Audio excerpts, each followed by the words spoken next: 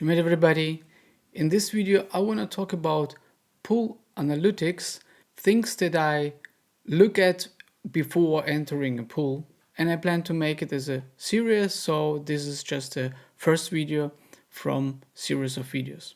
So let's jump into it. Recently I was searching for a new pool and I found one interesting one. It was Let's Bonk. Bonk is on hype right now, so let's look what we have here. Before I go into the chart, before looking at different things, I see first of all how many SOL we have in this pool.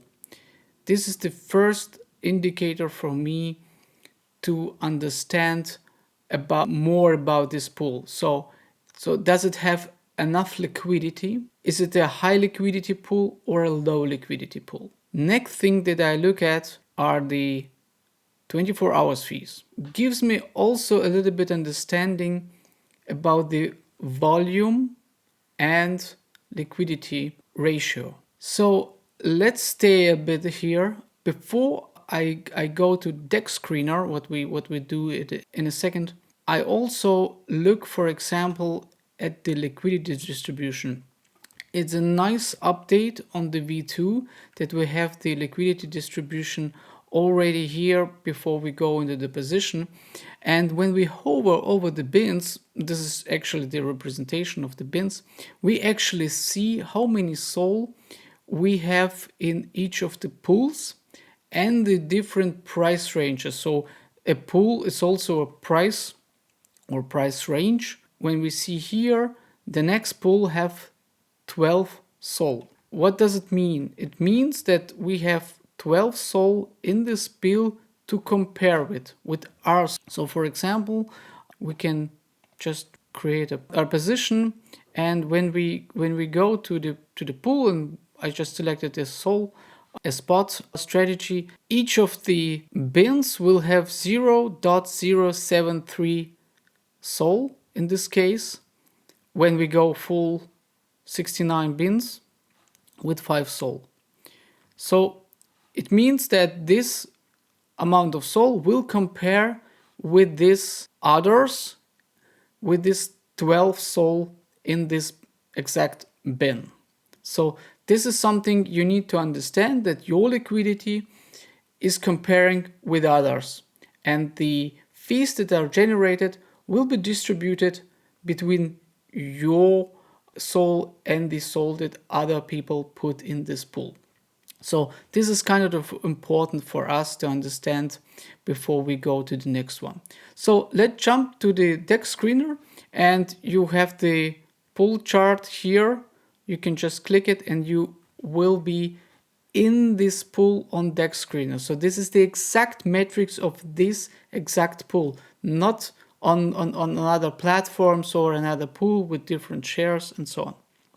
So I wanted to highlight this pool distribution is something that is changed. It's dynamic. It's not like it will be like this in a second, in a minute, or in an hour. So at the moment it looks like this, and it always changes with the price section, because nobody wants to his liquidity to be idle. So it means when we have, for example, an hour ago or so, a lot of liquidity concentrated here. So this is just a representation of the volume of the liquidity that we have in the pool. And for example, we have a lot of here. So I don't know, like 500 SOL just in this area. And the price action going down. This means that this liquidity will be probably pretty quickly removed and placed at another levels. For example, these two levels. We have price action here. We have a certain amount of liquidity concentrated here, but people are smart and we're waiting for the next move, up or down. That means that it could be smart to place the liquidity in a level of interest where the next move will be. And in this couple of seconds, couple of minutes, we will have a lot of volatility. This means that we can catch it with our liquidity place at the right place. So gives you a sense of how this works. So it means when you look at it, in a minute it could be like 1,000 sol, and after 5 minutes again 1,500, because somebody moves his liquidity. So he's removing the idle liquidity and put it in another level, or not. So it's something that you need to be aware of. It is sometimes also an indicator that the pool will be, let's say, feeling bad when you see an increasing amount of removing liquidity. So this is something you need to look at. So the next thing that I want to highlight is the liquidity and volume ratio. As I mentioned in previous videos, it is good when we have like the volume much higher as the liquidity, because when we look at in this case 16,000, it will be shared between all of these SOL, mostly one-sided positions. And it is not much then when we have less volume. And let me jump to make it more visually. I have two pools comparing with each other, and it will give you in a sense how it works. So the same pool I have screenshotted yesterday, and this was like 2,500 SOL. We had 25,000 in the 24 hours fees distributed. Liquidity like this, we have volume higher than liquidity, which is good, but it's not like 2 times or 4 times liquidity at the volume. So we need, this is not a great, let's say, great ratio. It's stable.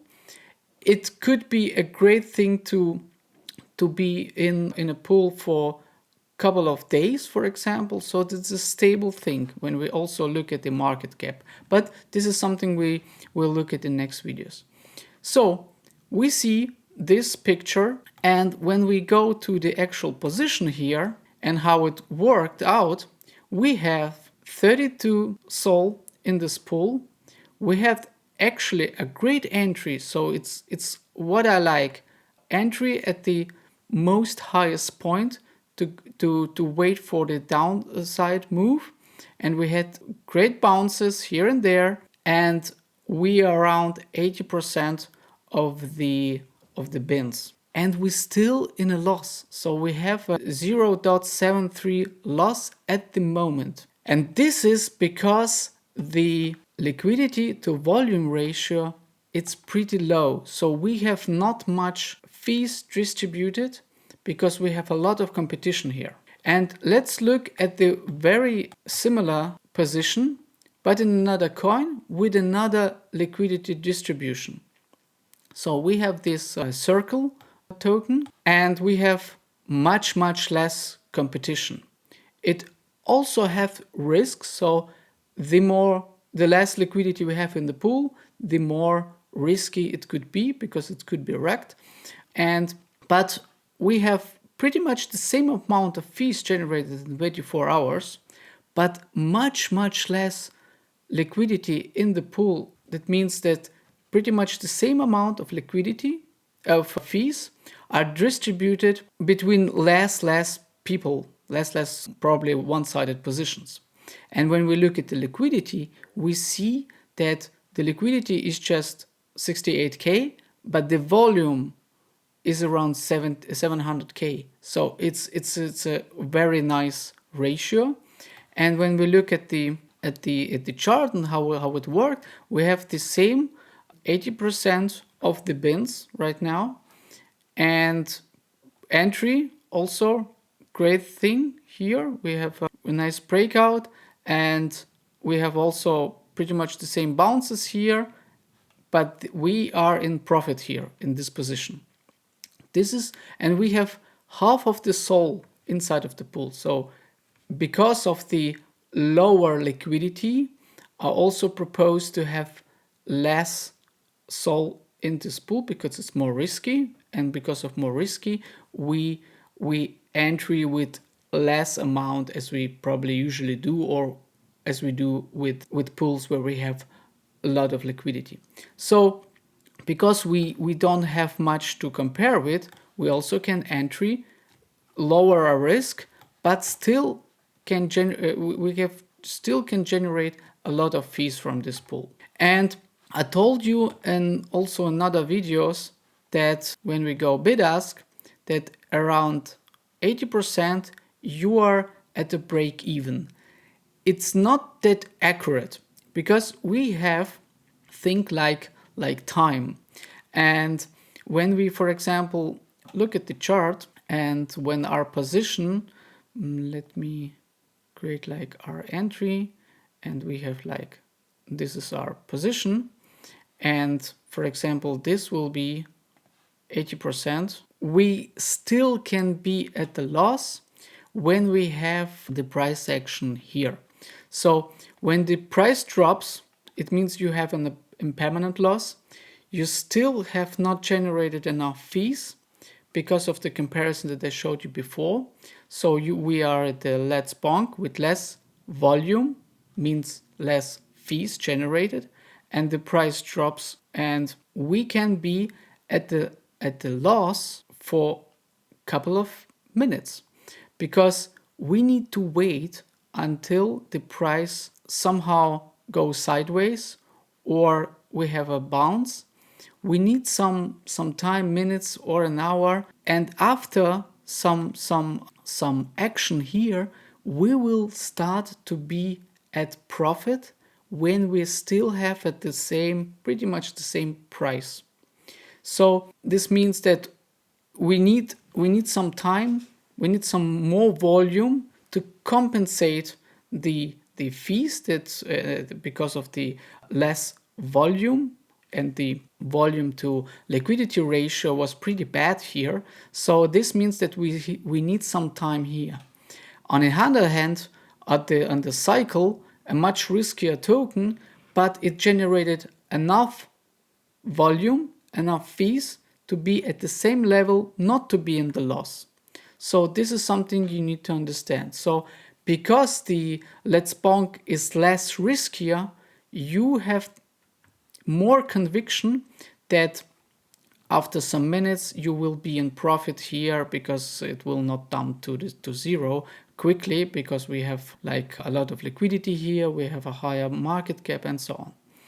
So this is something that I'm very, very aware of, and this is why I closed, for example, the positions yesterday or for in the last 2 days.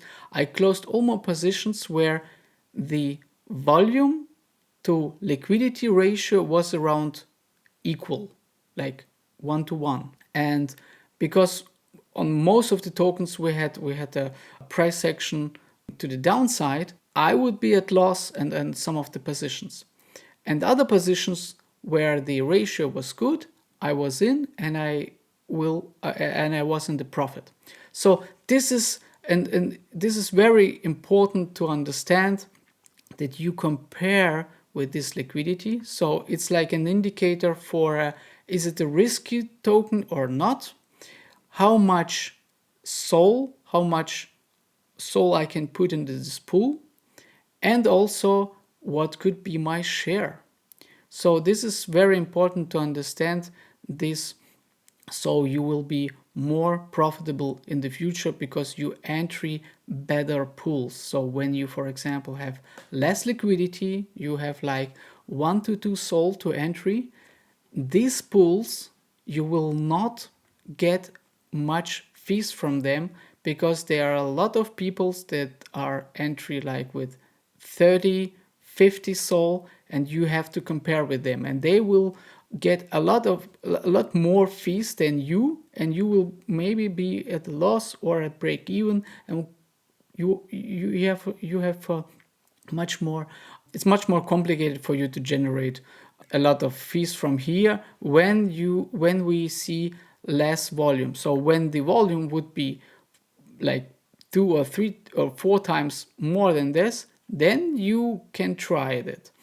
This is because you need go more riskier, so you need to search pools where you have like 100, 200 to let's say like from 100 to 500 SOL in it, and then your 1, 2 or 2 or 3 SOL could be competitive in this case. So yeah, this is it for this video. I hope it was useful for you in the future. So look at this metrics before, and yeah, in the next videos we will talk about other stuff that it's better to be aware of.